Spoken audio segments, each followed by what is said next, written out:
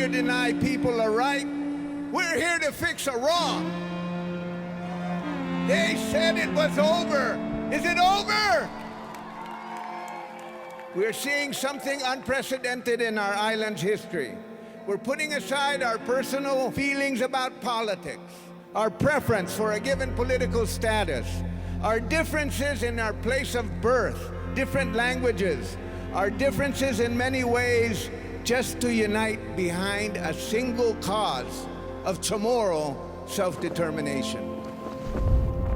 We are the people of Guam who look out for each other, who respect each other, who understood that Chamorro hospitality and the half-a-day spirit was not an invitation to deny fundamental right to choose a political future.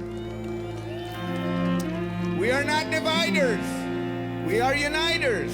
We're not seeking to fight with others. We are promoting peace. That's why we are here arm in arm, step by step, marching, walking in the full view of our ancestors who came before us and are this moment watching us. Maila, come with us. Fanoki, Kahulu, Kalamtin. Move forward with one clear voice that will not be silenced, that will be heard here in Adelup, over there in the federal courts, in Washington, D.C., in New York, wherever there are people who make decisions about us. They must hear the echoes of history, the cries for justice, the voices of the people who are gathered here this beautiful morning. Let them know that you are here. Are you ready? Biba Guahan! Biba Guahan! Nalagang louder! Biba Guahan!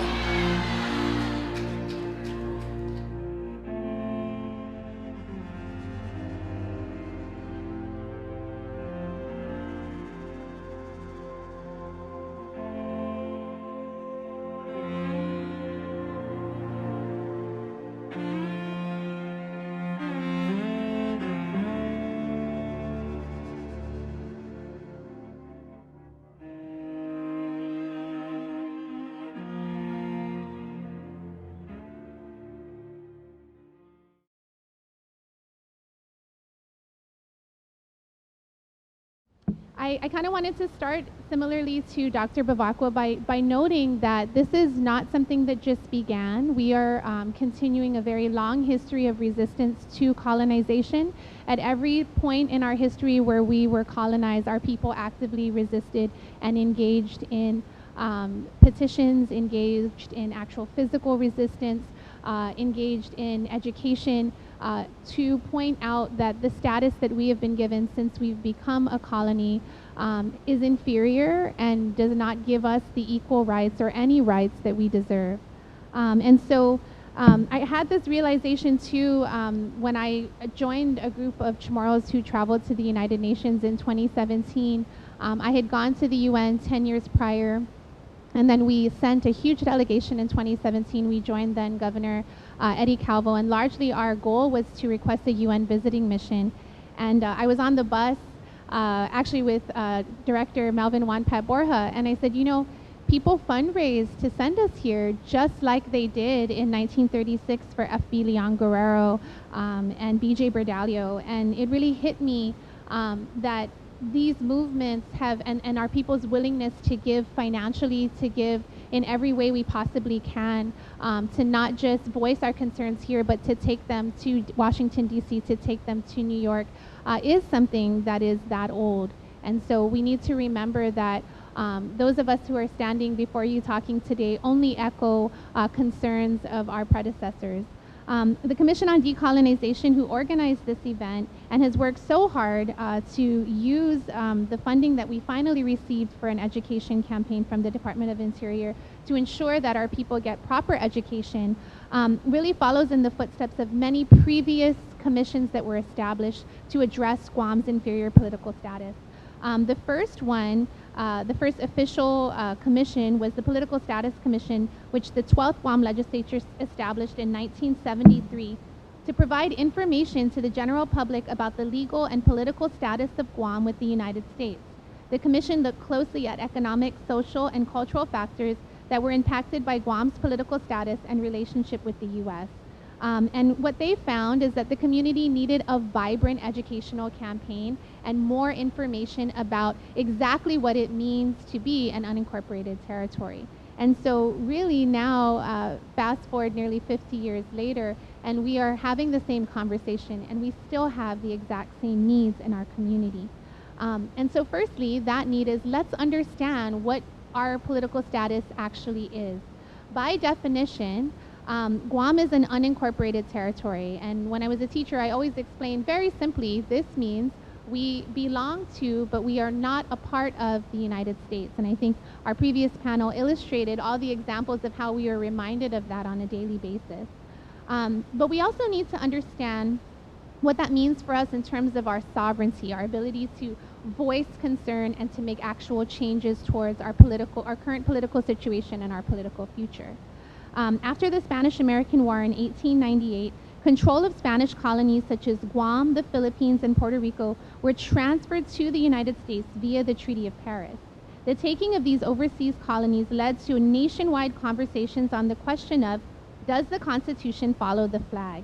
This led to a series of court cases starting in 1901 named the Insular Cases. First, the Insular Cases led to the decision that these new territories were neither foreign nor part of the United States, but something in between. This allowed the United States to govern these territories without promising them either statehood or independence. Secondly, the Insular Cases led to the Incorporation Doctrine, which established that the inhabitants of territories acquired by the United States are not entitled to the benefits, privileges, and immunities of the Constitution until Congress sees fit to extend these rights. Could we go to the next slide? So essentially, the destiny of all the peoples and lands that were taken by the United States were really in the hands of Congress and remain this way today. And so, as you see here, Guahan is I guess when you're facing this, the right hand of Uncle Sam. And even the way we are depicted as almost ape-like, so not even as human, right, and not seen as human, is really affirmed in a lot of this early language when our political status was first established as an unincorporated territory. What does this actually mean? We cannot vote in presidential elections. We all know this. We have no voting representation in Congress, the entity that is entitled to make all final say and has supreme power over our island. We do have a representative in Congress, but this person cannot vote in final decisions on the floors. Congress has ultimate authority over the island, and therefore any decision made by the government of Guam can be overturned by the United States Congress if they see fit per the territorial clause. We, the people who know this island best and who live our everyday lives here, do not have a final say in what happens in our homeland. That is status quo. So to say that we want status quo, or to impose upon our community that in a conversation about decolonization, status quo should be an option, means that we are willingly saying we want to maintain our situation in which we actually have no final say and have less than equal rights than the rest of the United States and largely the rest of the world. And to me, that is problematic. What I wanted to show is that when you define people in this way, it ends up creating a sense of disempowerment that we may not even fully be conscious of. So much so that we really adopt the belief that for Guam, this is the best that we can get and that we shouldn't challenge it, because then we would lose the rights and privileges of being part of the United States, though in reality, we are not. And so I want to kind of explore what this looks like more on a social level, because that's where you can really see the ways in which status quo has got to go. Our people are not living our best quality of life, especially when you compare our quality of life not only to the continental United States, again, to the rest of the region and the rest of the world. Though we are constantly being told, look at everybody else in the world. We are so lucky. We're so fortunate to have the United States here. But if we really taken apart our own experience and looked at our own statistics to see whether or not that statement is true. There's a lot of reasons why we think this way. Over the past 500 years, larger nations from across the globe have imposed their ways of life on our people. Chamorros on Guam have been taught to place more value on American experiences, knowledge, and stories than on our own. As a result, Chamorros are suffering a severe identity crisis that is translated into a community that is struggling to live happy and healthy lives. Can we flip a few slides? So I went through some of these political definitions of an unincorporated territory, but can we keep going? Looking at this brilliant comic, of course you have rights. Where are they? So just to kind of illustrate what I was saying. And then the next slide. But even though our people have these experiences, we are mobilizing and we are strong. And as Dr. Bavako pointed out, you can't even see the end of this line of people just 2 weeks ago who said very clearly something has to change. And I think that for many of us, we are driven by a deep love for our families, our culture, and this beautiful land that we call home. And from that love for family, I want to share the ways in which our families are struggling and why we need a greater call for change. Can we switch the slides? Thank you. One of the greatest indicators of the health of a community is the health of their children. Guam has double the national rate for infant mortality. This is an indicator that we are largely affected by social problems if we have such a high infant mortality rate. Guam averages up to 45 children deaths per year. This is really serious. It points to improper health care. It points to other factors, social factors that are impacting a child's viability at birth and in the early ages of their life. And it doesn't stop when they're infants. One of the most startling, and I'm kind of trying to share the statistics that are double the US, and they're all very startling. The other statistic we have that is really high is suicide. And so it's kind of small on the screen, but what I'm posting up is the Guam Youth Risk Behavior Survey, which is conducted every 2 years. These are the results in 2017. And what these inform is really sort of what is at the heart of such high suicide rates in our island. From 2000 to 2010, when separated into ethnicity, Chamorros accounted for the most suicides in Guahan. It was reported that Chamorros made up 38.2% of all suicides in this time frame. And then I'm quoting from a wonderful article in the PDN that looked at our recent statistics.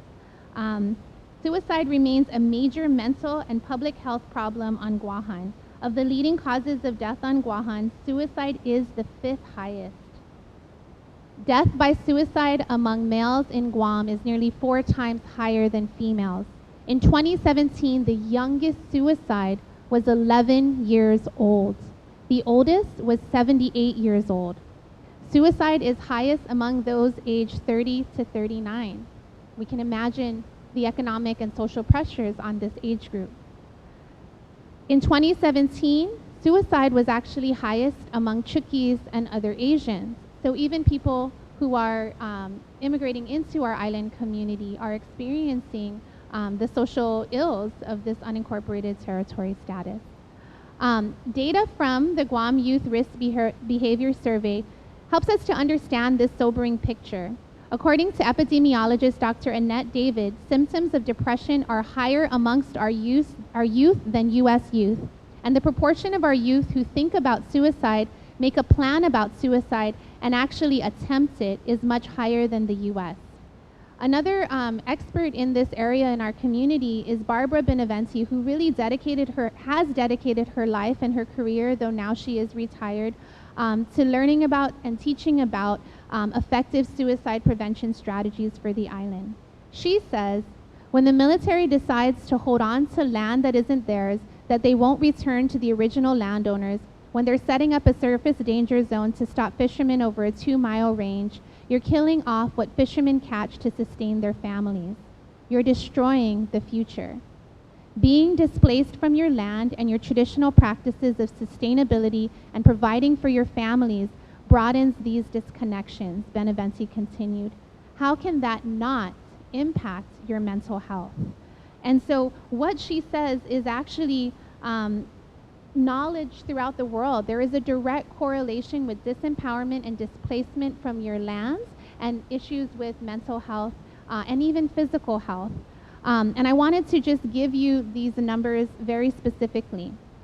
40% of our youth who participated in this survey reported feeling sad or hopeless almost every day for 2 weeks or more in a row, so that they stopped doing some of their usual activities during the 12 months before the survey. 40%. 50% of our female students felt this way.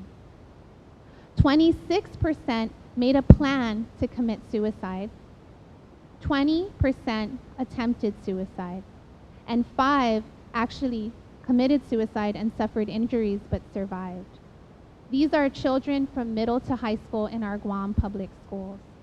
Another statistic that was in this Guam Youth Risk Behavior Survey that I want to touch on as well is that Guam has more than double the U.S.'s rate of reported rapes. And many of our community report rape from people that they know and that they trust.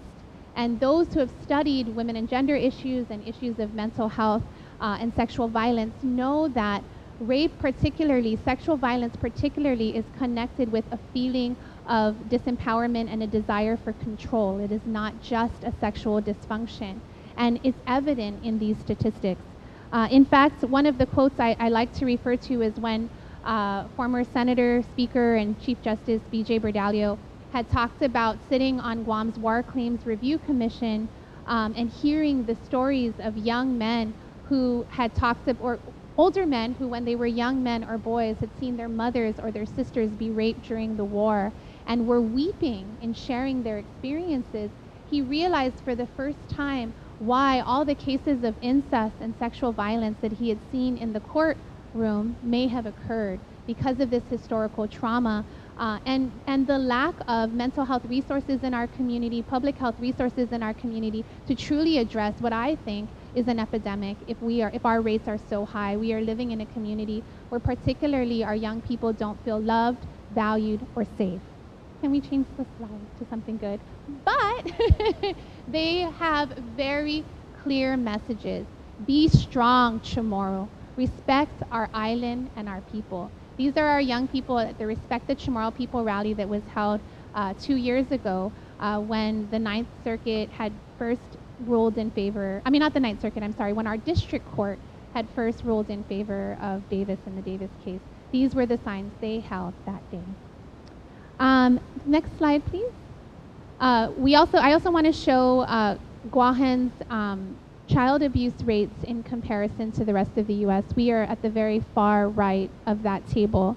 And then next to that, the World Health Organization has considered our region in a health crisis because of non-communicable diseases. In 2014, around half of deaths in Guam were attributed to heart disease and cancer, such as lung and cervical cancer. However, fewer people are opting for cancer screening. Many people suffer from heart disease or are living with diabetes. These statistics are pointing to diseases that are lifestyle diseases that all came about after World War II. Prior to the war, Guam did not have these high incidences of death by non-communicable diseases. So again, there are ways in which our colonization, our status quo, is literally killing us slowly, both the emotional stability and mental health of our youth, but also our physical health through ailments that are absolutely preventable through returning to our traditional ways of feeding and providing for our family. Can we go to the next slide? And so I have a slide here to give us a little hope. This is during FESPAC when the Haza Foundation first opened their healing house. And these are my children and my godson next to a lusung, which is used for healing, and just the happiness that they have. And the two children on the ends are now in Guahan's first Chamorro immersion kindergarten class, learning to speak our language all day, every day. So there is a lot of beauty in our current situation as well. Next slide. And this also is done to really combat the fact that the use of our language is declining. And I want to connect that particularly to this notion that these statistics reveal a drastic and devastating shift away from traditional Chamorro values, which have always placed family and children first. Chamorros have traditionally lived communally and supported each other even outside of the nuclear family unit. If someone needed a home or was hungry, there would always be a relative with open doors. Also, early accounts of ancient Chamorro life noted the importance and high value placed on the happiness of children. Spanish Catholic missionary Fray Juan Pobre de Zamora, who visited the Marianas in 1602, describes, "So great is the Chamorro people's love for their children that it would take a long time to describe it and sing its praises." And so I want to remind us of that really inherently our love for our children and our values have really been what sustained us for thousands of years before we became someone else's territory. And I think that these statistics shouldn't be used to be depressing, but rather to see that we have inherently the solutions within us. Could we go to the next slide? Estegrizu para Chamorro self-determination. This is by far my favorite photo from the march last couple weeks ago.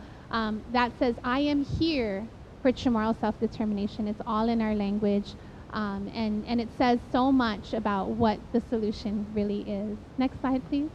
And then these are just to kind of illustrate what I was talking about the moving away from traditional values has really changed the way we treat each other. This is Guam's most recent point-in-time count for homelessness.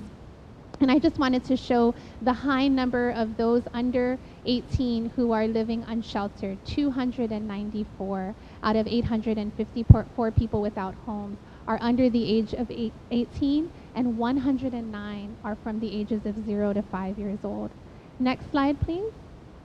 At the top of the list, 304 are Chamorro.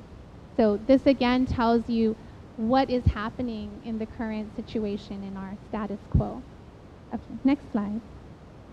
This is actually in response to a previous question in the panel. When we look at homelessness, we want to think more, well, what is it that's happening that we have people struggling without homes? Well, on our island, the cost of everything has risen, and particularly, obviously, food, even just the cost to throw our trash has reached rates that people don't do it anymore, and we see it affecting our environment. And so there's a lot of room for creativity and ingenuity in terms of how we provide work in our community, the kinds of work that needs to be done. But there's a lot of limitations because of our unincorporated territory status. And so one of them, obviously, is the Jones Act. U.S. trade barriers have real costs for U.S. consumers. There is no doubt that the Jones Act adds costs to U.S. shippers, especially in areas where water transportation is the only economical shipping option, such as Hawaii, Guam, and Puerto Rico. Next slide, please. And then it says that in Hawaii, this estimated cost could have saved people $3,000 a year. So this is one way that with our current status, our restrictions in terms of where we get our food, how we get our food, and how much our food costs really impacts the day-to-day and really makes that difference for whether or not somebody can afford a home or not. Next slide. But there's beautiful efforts happening in the community to return to farming. This is Jessica Ngauta, who runs the University of Guam's Triton Farm. She's giving the Harao students who are in a Chamorro language summer camp a tour of their work and really instilling in them this knowledge that we do still grow our food and that our food is really good. And so I wanted to share that with you. Can we go to the next slide? One of our biggest obstacles, however, to growing food came in the form of Guam's militarization. The farms that used to feed the entire population before the war, including the military, were turned into military bases. And these are lands that we have not got back. And these are lands that even in those early days after the war, the Guam Congress members were saying, you took our best lands and you traded them with lands that I can't farm on, and you're forcing me to work. I just want my land back so I can feed my family. These are in testimonies in the Guam Congress then. And so what have they done with the 27% of the island that they occupy? Well, we know that Guam is seen as the tip of the spear, the Fortress Pacific, America's unsinkable aircraft. We host B-1, B-2, B-52 bombers, nuclear submarines, naval ordnance annex.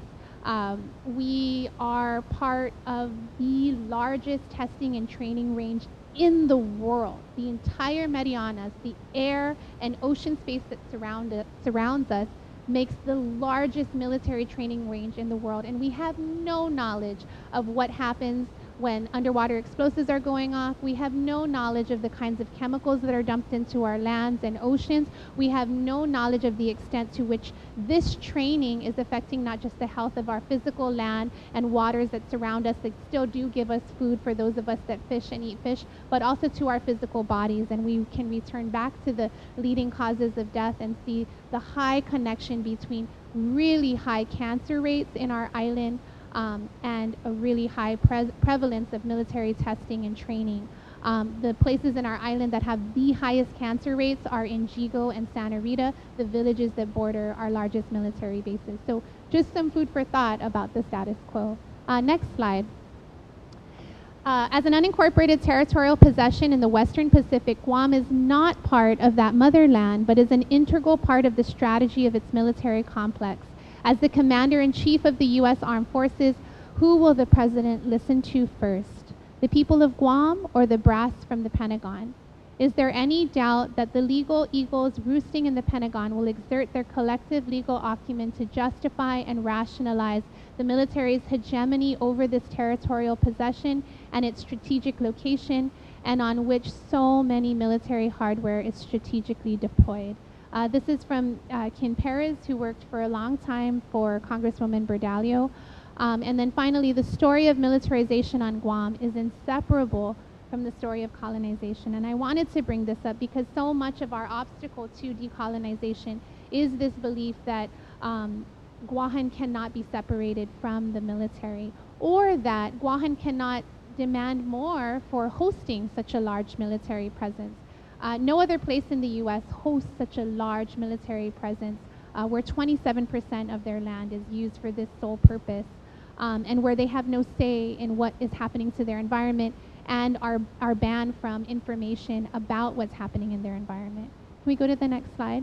Particularly on the left, you'll see our community has resisted very clearly the destruction of our cultural sites, and particularly the destruction of this area in northern Guam that's right above Litexen, which is one of the only places where every single period of human history can still be traced, where there's so much that's still left to be learned, where there are families who have been denied getting their lands back. Their lands were taken from them. And yet, despite our community's cries, despite resolutions from our legislature, despite a request to halt the construction of a firing range that has been destroying artifacts like you see on the right that are of incredible significance to our people, this is a recent shot of how much land has been destroyed. You see those big newly bulldozed areas of land. That used to be native limestone forests where endangered species only thrive there, of plants that are used for traditional healing, and of basically we will never get back what once grew there that took thousands of years to grow. And we have absolutely no legal recourse currently to stop it. Despite all of our community efforts, it's still continuing. Interestingly, what has halted it was the need for the money to build the border wall, so go figure. But the assumption is that they will continue to fight to construct this, and unless we gain more of an ability to have an enhanced status, unless we have actual sovereignty, we will continue to face these battles.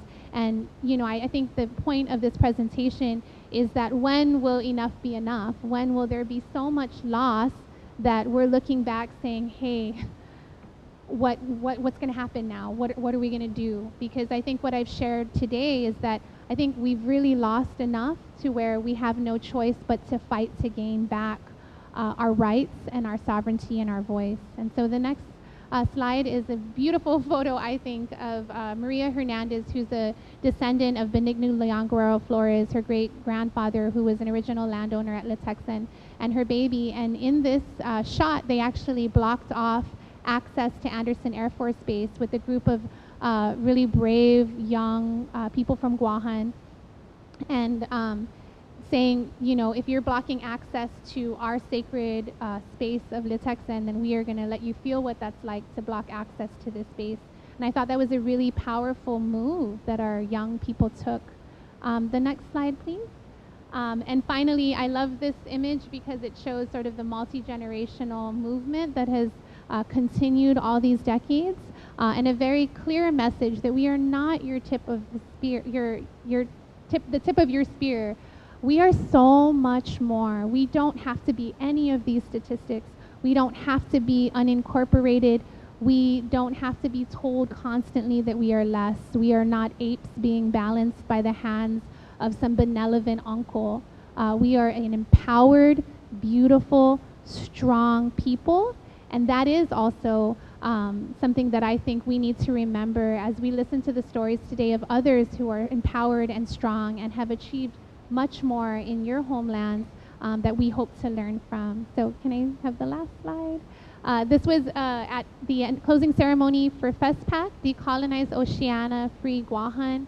Our stories are so interweaved that the decolonization of Guahan impacts truly the rest of the world, and we would not be able to decolonize without the support of the rest of the world. And so it's so powerful that you've joined us today, and I hope that everybody here is excited as I am to hear your story. Sizu Ismaasi.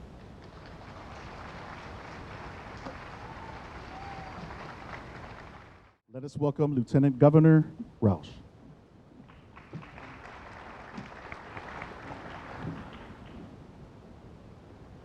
Ladies and gentlemen, I am Tregenza Roach, the Lieutenant Governor of the United States Virgin Islands. I bring warm greetings as well from my Governor, Albert Bryan Jr., and from the people of the Virgin Islands. As an organized, unincorporated territory of the United States of America, the Virgin Islands of the United States, which is surrounded by both the Caribbean Sea and the Atlantic Ocean, shares the same status with the United States as does Guam in the Pacific. Both territories have governments organized on the basis of organic acts, which are federal acts passed by the Congress of the United States. Both have been authorized by federal public law to draft constitutions of their own making to replace these organic acts. Both, of course, experience limitations on their citizenship, such as the restricted reach of the United States Constitution to their respective shores, and the denial of the presidential franchise, which contribute to their identification by the United Nations as non-self-governing territories, NSGTs. This shared history brings us here and now to this moment. I have used intentionally the actual name of the territory, the Virgin Islands of the United States, because in the context of this paper, the movement for self-determination or decolonization, this title demonstrates clearly the possessory status by which the islands have been bound to the administering power, the United States, and which status underscores the importance of self-determination and decolonization movements.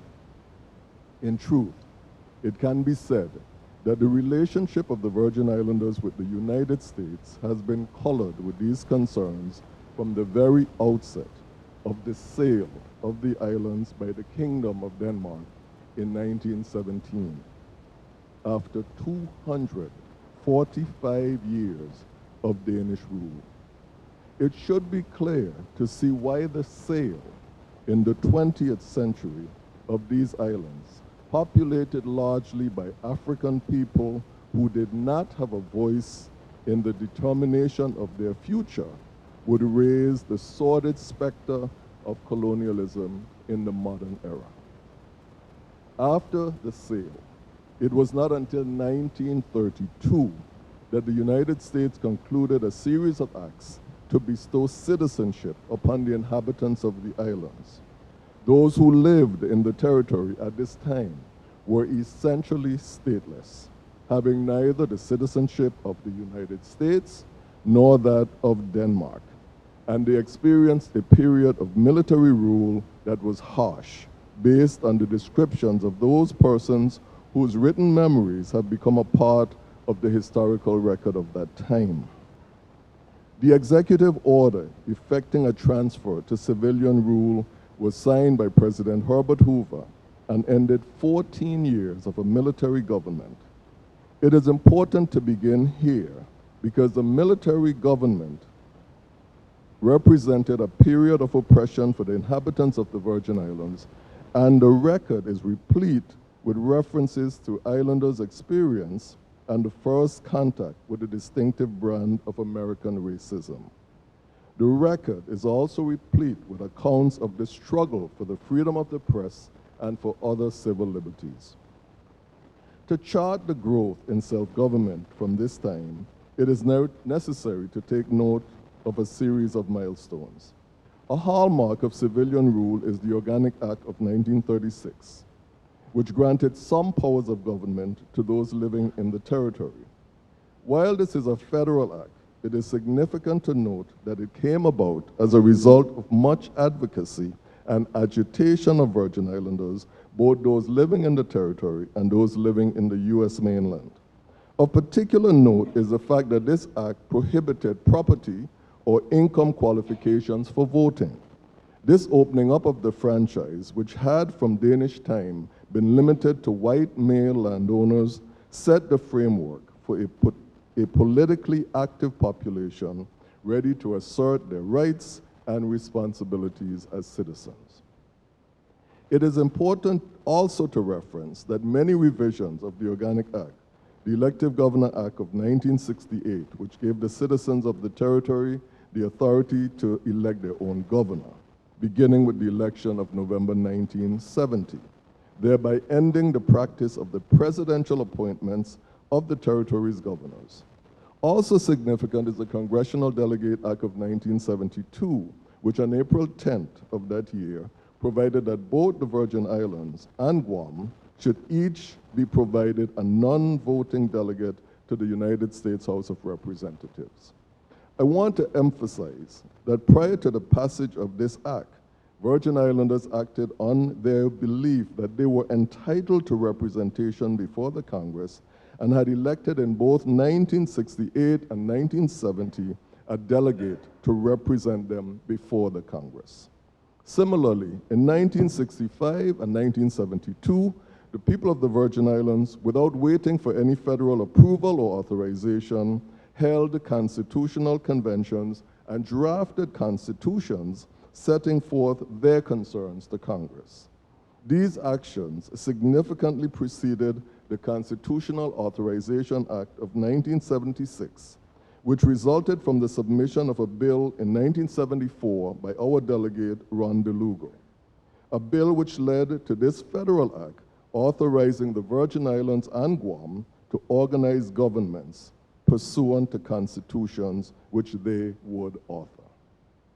These actions clearly demonstrate the concern with self-direction and with the expectation of some autonomy for this territory following almost 6 decades being a United States territory, the first decade and a half under military rules. Virgin Islanders wanted a government of their own making and wanted to de-emphasize the reliance on federal acts for a government under which they were expected to live. The 1965 draft of the Constitution created by Virgin Islanders was forwarded to the Congress and, by account of some historians, essentially ignored. The one produced in 1972 did not receive strong local support and was not forwarded to the Congress. Although the Constitutional Authorization Act might be seen as Congress and the territory being on the same page with regard to having local input in the formation of a government, it should be noted that this act also provided that any locally drafted constitution would be subject to congressional action and approval, and that the drafting effort would be conducted within the parameters of the existing federal-territorial relationship. Despite the existing sentiment that the status of the Virgin Islands should be addressed before the writing of a constitution, Virgin Islanders convened 2 constitutional conventions pursuant to the Act in 1977 and 1980. In each instance, a draft constitution was presented to the delegates elected for that purpose, but neither constitution was successful in having a constitution with significant local support. In the case of the Third Constitutional Convention, that draft was rejected when presented in a referendum on March 6, 1979. In that plebiscite, less than 38% of the eligible voters came out for the election, and of those, 56% voted to reject the document. Feedback from voters of the time indicated a dissatisfaction with the requirement that the governor be native-born and with some provisions relating to local government. The fourth draft of a constitution suffered a similar fate when it was rejected by the voters on November 3, 1980. A stumbling block there was said to be the defining of a native Virgin Islander and how that reflected the reality that nativity had been seen as a central issue in the dialogue surrounding the Fourth Convention and its work. Following the attempts at a locally drafted constitution, the tides turned toward the issue of political status. On August 5, 1980, the legislature of the Virgin Islands passed a measure signed into law as Act Number 4462 to create the Virgin Islands Status Commission. The legislation provided as follows. The Virgin Islands Status Commission shall consider and define the scope of territorial federal relations between the Virgin Islands and the United States of America. The Commission shall research and determine the status of other territorial relations with the United States which now exist and have existed. The Commission shall set forth the options available to the people of the Virgin Islands for relations with the United States and shall, through negotiations and discussions with appropriate federal officials, determine which options are likely to be acceptable to the government of the United States and which options would improve the economic, social, cultural, and political standing of the people of the Virgin Islands. The Commission ultimately became inactive after essentially completing a report on the status options available to the Virgin Islands.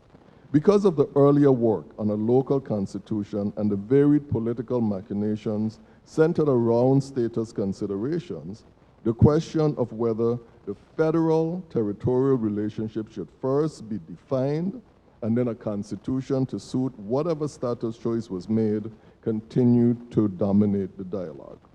Thus, this question made its way onto the federal general elections ballot of November 6, 1982, where a majority of the voters decided that the status issue should be resolved before another attempt of framing a constitution for the territory. Then, on February 2, 1984, the Virgin Islands legislature established a special legislative committee on status and federal relations. The committee was tasked with several responsibilities, including holding public hearings, soliciting submission of materials, making a report to the legislature, and to recommend a referendum among 5 status options: compact, statehood, independence, status quo, and other. The referendum, originally scheduled to be held in 1989, did not occur until October 11, 1993. In that referendum, just over 27% of the persons eligible to vote participated, and a majority selected an option which essentially equated to status quo. Since the 1993 referendum on the status of the territory, to the present day, the issue of status has largely been ignored. It surfaces on occasion, largely around presidential elections, when the exclusion from a voice in electing the leadership of this country is hard to ignore, and on other occasions where the issue of the nature of our citizenship arises in any of the federal courts. The status question did come back, however, to center stage with the advent of the Fifth Constitutional Convention in 2007, when 30 elected delegates convened, as did the previous 4 bodies, to draft a local constitution to replace the Organic Act and its revisions. The authorizing statute, Federal Public Law 94-584, referenced earlier, also authorizes a local constitution for Guam. And although this is seen as another act of the administering power advancing self-government in these 2 territories, it must again be emphasized that the federal law also does provide that these constitutional efforts are to be conducted within the existing territorial federal relationship. Thus, every time a constitutional effort comes about as a result of the authorization, the status question arises. Stated plainly, that query is whether unincorporated territory is imagined a permanent status by the United States, and if it is not so imagined, should the residents of both the U.S. Virgin Islands and Guam not choose first a status relationship with the United States and then the drafting of a governing document. The fifth and last Constitutional Convention offered a draft in May 2009. The governor at that time took issue with the document and at first declined to forward it to the President of the United States for submission to the Congress.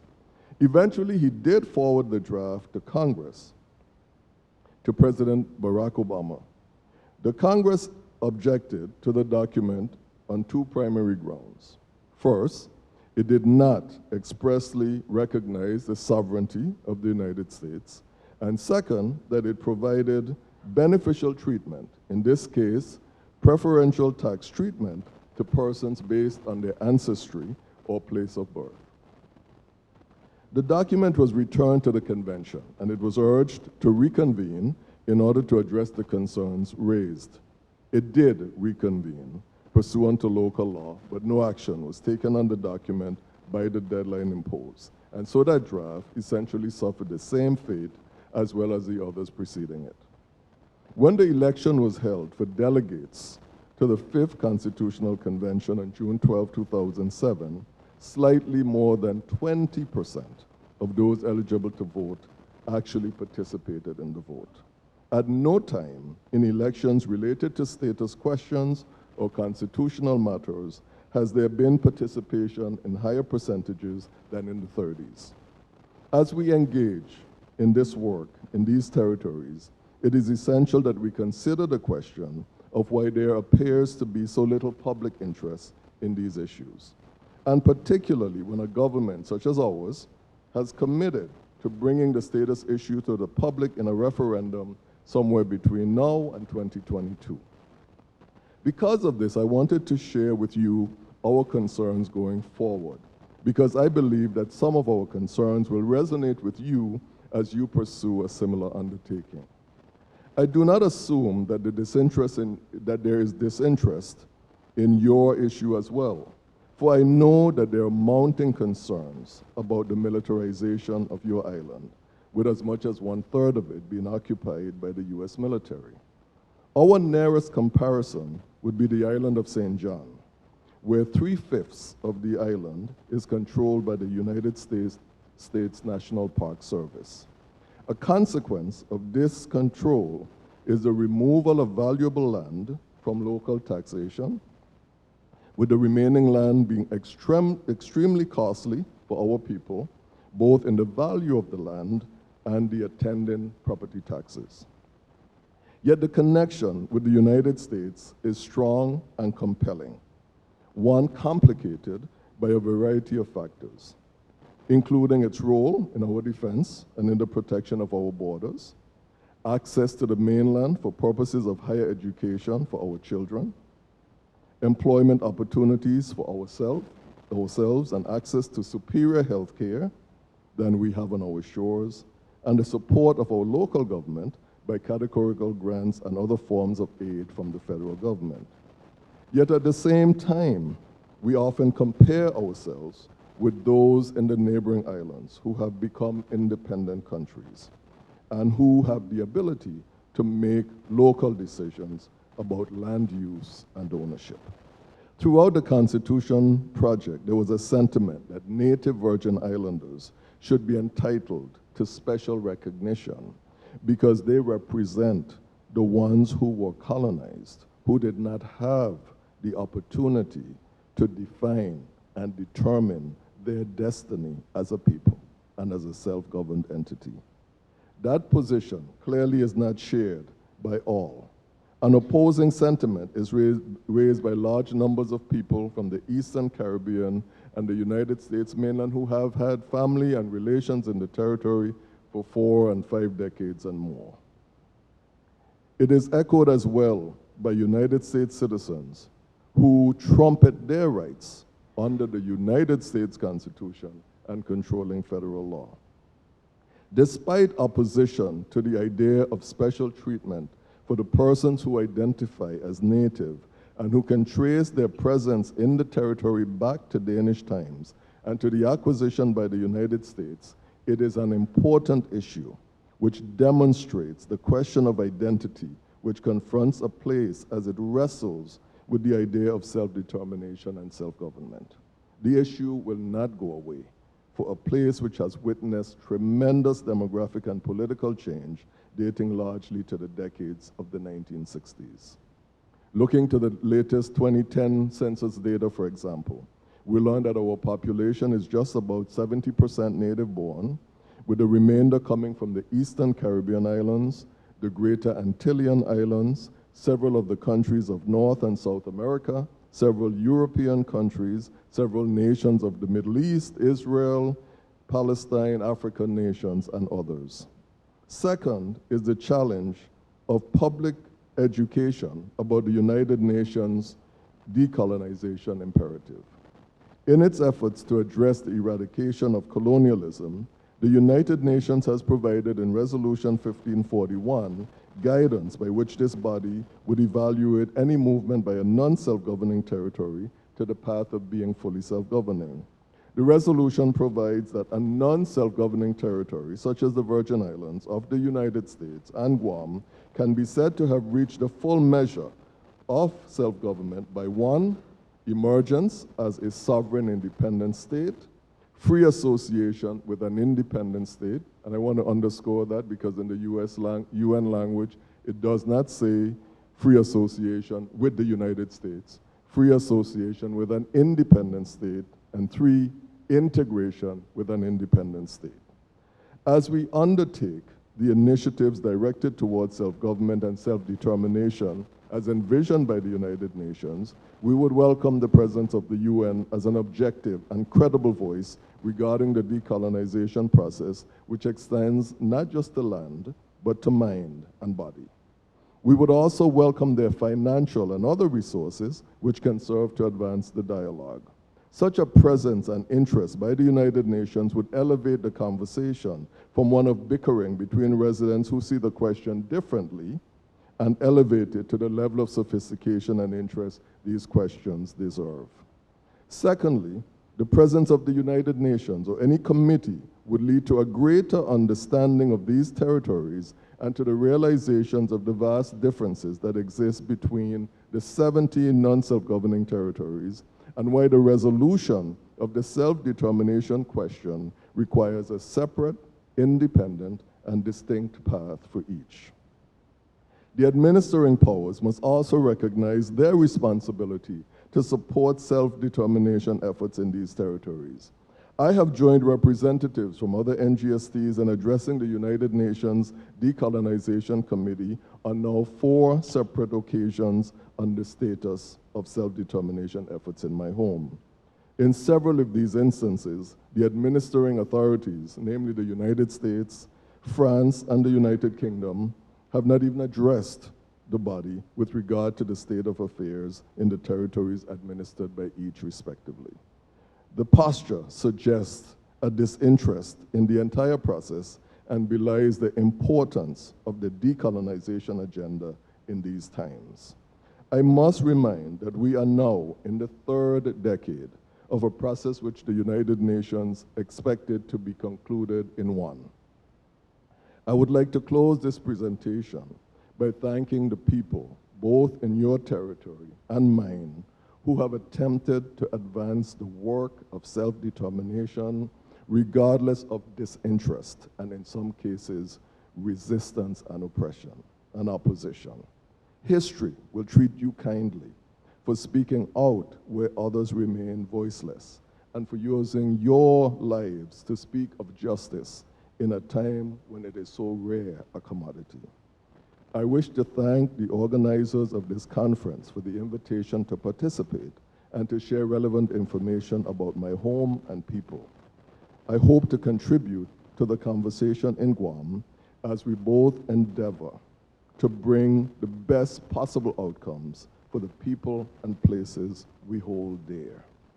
I would also like to thank the people of Guam for their generous and gracious hospitality on this, my first visit to your beautiful shores. I hope to welcome you to the Virgin Islands in a day soon to come. This concludes my remarks. Thank you. Status should be addressed first, because do you presume you're always going to be an unincorporated territory? Because the law says you're writing it within the context of the existing federal-territorial relationship. So it just kind of makes sense that you should, if you are not going to be an unincorporated territory forever, that you should at some point make a decision about that status and then write something that defines it, matches it closer. I think the challenge is, and you probably have the challenge as well, is that these issues of constitutions and status, etc., they are really, for lack of a better description, they're really intellectual issues. You can't just, you can't inform the public with just sound bites. You can't just throw out little blurbs here and there, Facebook and social media. These require extensive conversations. They require reading. They require people being knowledgeable about history and culture. And that is a challenge, because in public education, you're catching people where you find them. So if you are doing a radio program, you're catching the person who's cooking. You're catching the person who's cleaning their house, who is cutting their yard, and you run the risk that they get this little piece of the conversation and not the rest. And so while you want people to participate, you want them to be knowledgeable about what they're choosing, and you want them to understand the implications of what they're choosing and the permanence of the decisions that they make.